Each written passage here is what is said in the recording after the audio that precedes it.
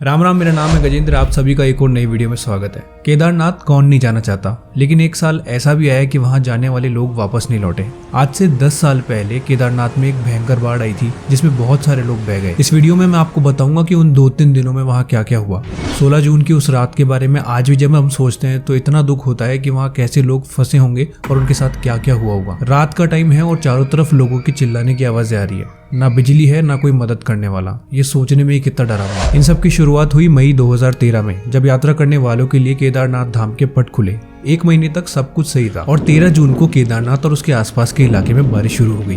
अब ये कोई छोटी मोटी जगह तो थी नहीं, तो लोग दर्शन करने के लिए हजारों की संख्या में वहां पहुंचे। शुरू में बारिश इतनी नहीं थी तो लोगों को लगा कि जैसे ही कम होगी तो निकल जाएंगे, और भगवान के पास रुकने का मौका मिल रहा था तो उसको कौन ही जाने देता। वहाँ जो भी होटल्स और धर्मशालाएं थी वो पूरी भर गई और लोग उस बारिश के रुकने का इंतजार कर रहे थे। तभी वहाँ के लोकल लोगों ने बताया कि उन्होंने भी इस इलाके में आज तक इतनी बारिश कभी नहीं देखी थी। उन लोगों की ये बात सुन के बहुत से लोगों को टेंशन हो गई कि हो सकता है कि बारिश के रुकने का इंतजार करने के चक्कर में हमने देर कर दी, क्योंकि टाइम के साथ साथ ये कम होने की बजाय बढ़ी रही थी। फिर आया वो दिन जिसने बहुत से लोगों से उनका परिवार छीन लिया। 16 जून 2013।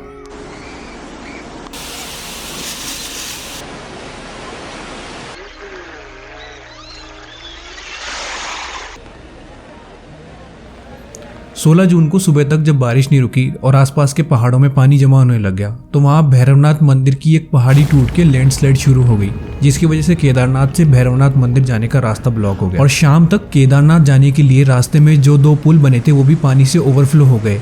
अब कोई भी वहां से आ जा नहीं सकता था। जो लोग वहां रुके थे वो वहीं फंस गए। इतनी तेज बारिश की वजह से वहां का पावर हाउस भी फेल हो गया और अब लाइट्स भी नहीं थी। टाइम के साथ साथ प्रॉब्लम कम होने के बजाय बढ़ते जा रही थी। आसपास चलने वाली दोनों नदियां सरस्वती और मंदाकिनी अपने पूरे उफान पे थी। आज तक वहां के लोगों ने उनको इस पावर में चलते हुए नहीं देखा था। अब 3 दिन हो चुके थे लेकिन बारिश रुकने का नाम ही नहीं ले रही थी। उसके बाद वो हुआ जिसका सबको डर था। केदारनाथ मंदिर से 2 किलोमीटर ऊपर एक लेक है जिसको चोलाभरी ताल बोलते हैं।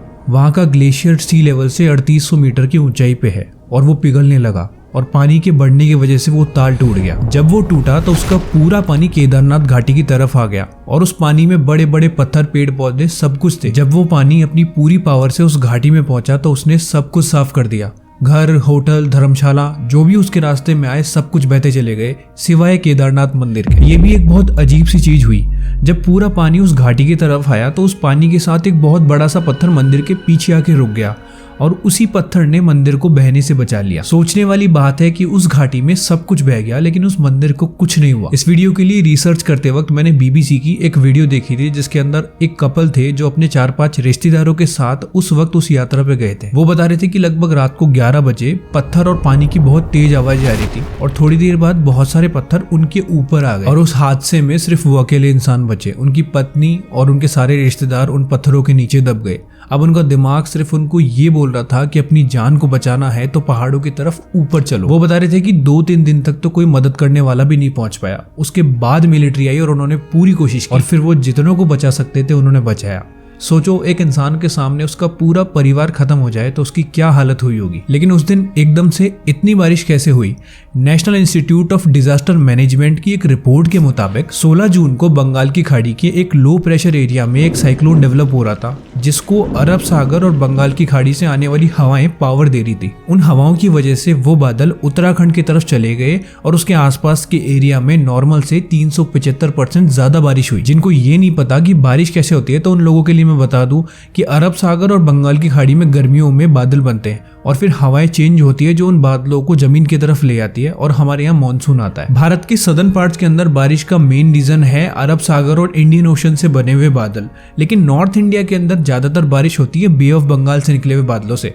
बादल वहां से शुरुआत होते हैं और बंगाल से होते हुए बिहार, नेपाल से घूम के नॉर्थ इंडिया में पहुंचते हैं। सरकार के रिकॉर्ड्स के हिसाब से वहां 6000 लोगों की जानें गई, लेकिन अनऑफिशियली ये नंबर बहुत ज्यादा था। बहुत से तो ऐसे लोग हैं जिनके बारे में आज तक कुछ पता नहीं चला। उनका परिवार आज भी इस उम्मीद में है कि शायद कोई खबर आएगी। इस पूरी सिचुएशन को टैकल करने के लिए हमारी सेना ने NDRF और इंडो टिबेटियन पुलिस के साथ मिलकर रेस्क्यू ऑपरेशंस किए। 21 जून तक इंडियन आर्मी के 10,000 से ज्यादा जवान वहां लोगों की जानें बचा रहे थे और इनकी मदद करने के लिए इंडियन नेवी और एयरफोर्स ने भी अपने डाइवर्स और हेलीकॉप्टर्स भेजे। कुछ वक्त के लिए इन रेस्क्यू ऑपरेशंस की वजह से वहां के नेशनल हाईवेज और रोड्स को भी बंद करना पड़ा। 17 से लेकर 30 जून तक एयरफोर्स ने 18,000 से ज्यादा लोगों को एयरलिफ्ट करके 3 लाख किलो का रेस्क्यू मटेरियल वहां वहां के लोगों तक पहुंचा दिया। उस डिजास्टर से रोड और ब्रिज टूटने की वजह से वहां 3 लाख से ज्यादा यात्री फंस गए, जिनको धीरे धीरे करके निकाला गया। वहां चल रहे रेस्क्यू ऑपरेशन में हमारे जवानों ने बहुत बढ़िया काम किया और उन सभी को एक बार मेरी तरफ से एक सैल्यूट है। लेकिन सवाल ये आता है कि ये इतना बड़ा हादसा होने की वजह क्या थी। साइंस के अकॉर्डिंग तो कुछ ज्योग्राफिकल रीजंस की वजह से ये हुआ। उस घाटी में लगातार बादल फटने और झील टूटने की वजह से वहां पानी का फ्लो बहुत ज्यादा बढ़ गया था, जिसकी उम्मीद किसी ने नहीं की थी। और आज तक उस इलाके में इतनी बारिश कभी नहीं हुई थी, तो इसको झेलने के लिए ना वहां के लोग तैयार थे और ना ही सरकार। ये तो था ज्योग्राफिकल रीजन, लेकिन लोग कहते हैं कि असली कारण तो ये था कि भगवान नाराज हो गए थे। वहां लोग पूजा पाठ के लिए कम और मौज मस्ती के लिए ज्यादा जाने लगे थे। केदारनाथ धाम को एक टूरिस्ट स्पॉट बना दिया था और कुछ लोग तो सिर्फ वहां पार्टी करने के लिए जाया करते थे। हो भी सकता है ये भी एक कारण हो इस आपदा के आने का, लेकिन आज तक के इतिहास में इतनी बड़ी आपदा कभी नहीं आई और उम्मीद करते हैं कि आगे भी कभी नहीं आएगी। आज की इस वीडियो को यहीं खत्म करते हैं, और अगर आपके पास टाइम हो तो मैंने ऐसी और भी बहुत सारी वीडियोस बना रखी है, उनको भी देखना।